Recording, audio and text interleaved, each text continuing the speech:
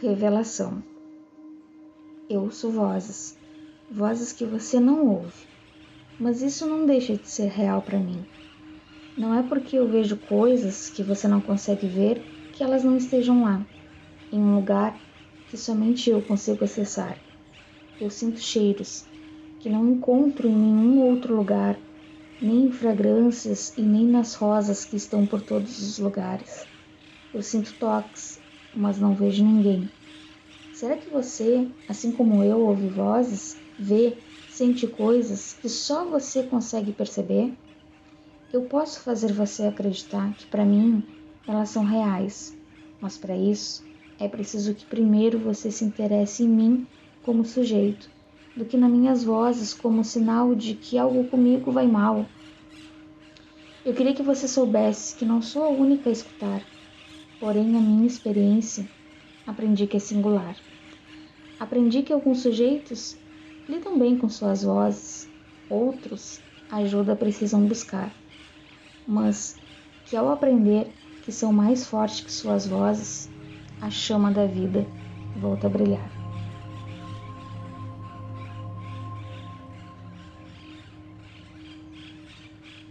Eu escuto muitas falas, eu escuto som de animais, eu escuto barulhos, ruídos, chiados, escuto músicas também.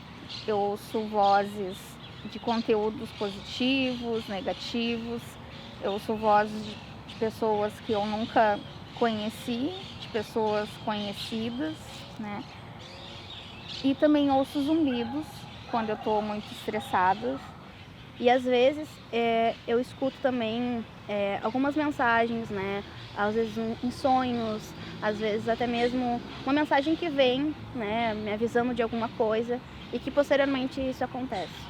Agora, quanto a vultos, tem vultos que eu consigo ver bem, outros já não dá para distinguir o que é. Tem outros que dá. Porque a gente vê também, vê vultos, né? Vejo vultos de pessoas, vejo vultos de animais, pessoas eu vejo de diversos tamanhos, às vezes do tamanho daquela árvore que está ali atrás, maior. Eu falo que eu sinto cheiros, né? Que eu ouço cheiros, que cores que tem cheiros também, às vezes sensação de toque na pele, então não fica só nas vozes, né? Eu também às vezes sinto outros cheiros, que não são só cheiros de perfumes. Eu sinto o cheiro do tabaco, eu sinto o cheiro de sangue, enfim, uma diversidade de cheiros. Geralmente eles estão avisando, comunicando de alguma coisa. Porque eu não gostaria de ouvir vozes, nem de ver vultos, porque não é bom, né? Eu tive que, para bem de eu melhorar, a doutora pediu para mim usar fone no ouvido, ouvir música, para poder, porque tinha coisas que vinha assim, aquela voz que eu não sabia o que fazer, se era da minha cabeça, entendeu? Os meus pensamentos normais ou se era do além mesmo. Eu vivia torturada. Quando eu conheci o grupo de ouvidores de vozes, foi muito interessante porque eu sempre tive uma relação muito positiva com as minhas vozes. Elas nunca me atrapalharam, né? Eu nunca acessei algum serviço de saúde mental em função dessa experiência. Mas ao conhecer o grupo, eu vi que isso não era uma realidade de todo mundo.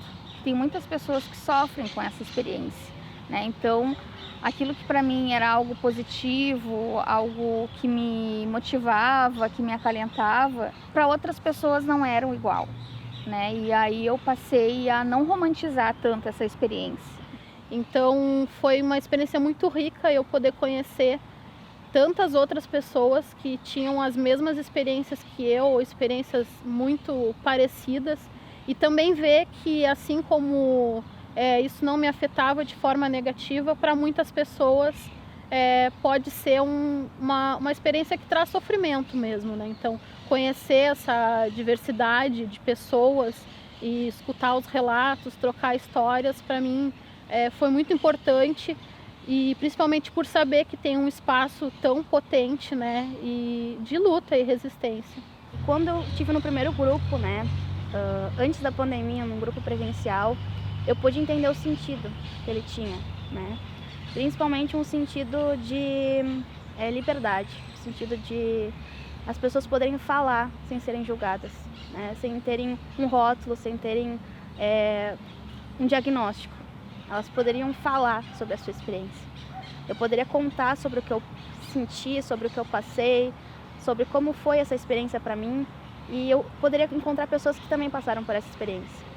O fato de poder conversar sobre isso, de poder dialogar, de ser escutada, de poder escutar outras experiências, outras formas de lidar com essa experiência, né? Por exemplo, eu comecei a fazer, claro que eu não faço todo dia, mas a fazer um diário.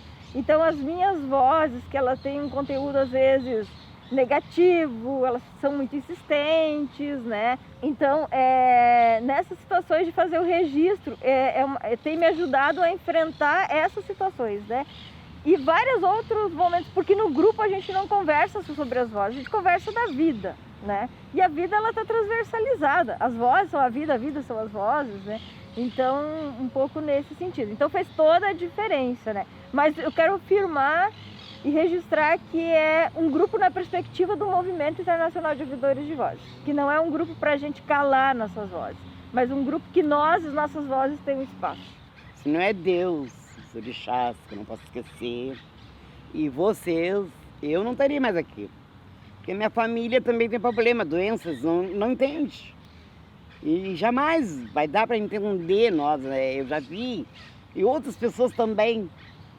Né? Por eles a gente nem estaria, não é na sociedade, a gente é discriminado mesmo, isso aí é verdade, a gente sente na pele. Quando eu conheci o movimento de ouvidores de vozes, eu vi que poderia ser diferente, porque antes dele eu entendia as vozes ou como algo ligado à religião ou como algo ligado a algum transtorno mental, né? E quando eu entrei na faculdade isso ficou bem forte, né? Essa dualidade, esse pensamento, ou essa pessoa escuta vozes, ou está relacionado à questão da mediunidade, de alguma espiritualidade, religiosidade, ou está ligado a algum transtorno mental. E aí, quando eu conheci o movimento de ouvidores de vozes, eu me dei por conta que entre o 8 e o 80 existem várias possibilidades para dar sentido e significado para essa experiência. É como acordar todos os dias, né? É como uma forma de comunicação de mim comigo mesma, né? Numa outra linguagem, que é a linguagem das vozes, mas também de outros entes comigo, né? Então é esse o sentido que eu dou para as vozes. Elas são parte de mim, mas também tem essa relação, né, com essas outras possibilidades de vida que nem todo mundo percebe. A gente não estava sabendo que o Marciano tinha falecido. Eu estava com a avó, ela é testemunha. O telefone tocou 3 vezes, a gente foi atender, não era ninguém. Ele estava no meio, enfim. Bateram palma, a gente ia na frente, não via ninguém. Então, a gente viu que aquilo ali era uma coisa espírita. Uma coisa que era tipo um aviso, que ia vir, entendeu? Uma notícia.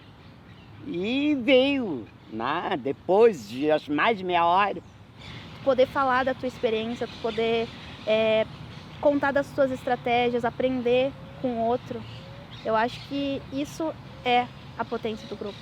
É fundamental porque ao mesmo tempo que vai fortalecendo as pessoas, vai balançando essa estrutura manicomial, né?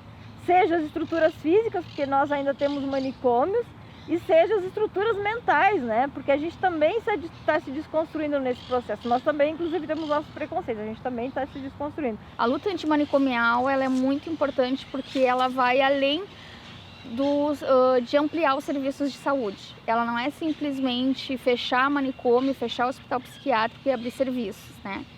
É mudar essa lógica manicomial que a gente tem ainda aqui, né? dentro da gente, é quebrar paradigmas, é entender que a experiência de ouvir vozes não é necessariamente um sintoma de transtorno mental, né? Que ela é uma variação humana, né? Então ela traz, eu acho, uma outra oportunidade da reforma se rever, né? Rever as velhas práticas psiquiátricas que ainda persistem dentro da reforma psiquiátrica, né? E isso é uma forma de produzir modos de subjetivação, de novas subjetividades e de que as pessoas podem pensar diferente, né?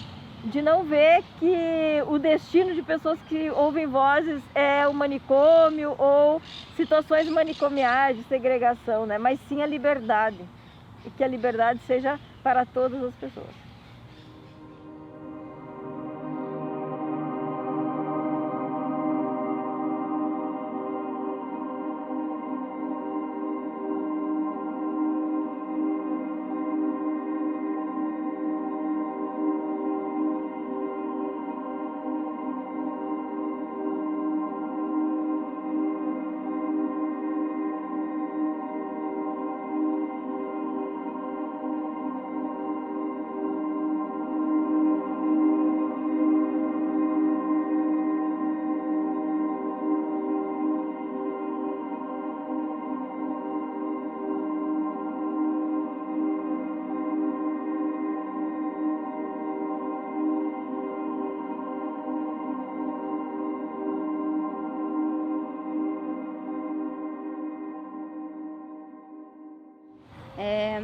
Não pense que o que você vive, o que você sente é algo anormal.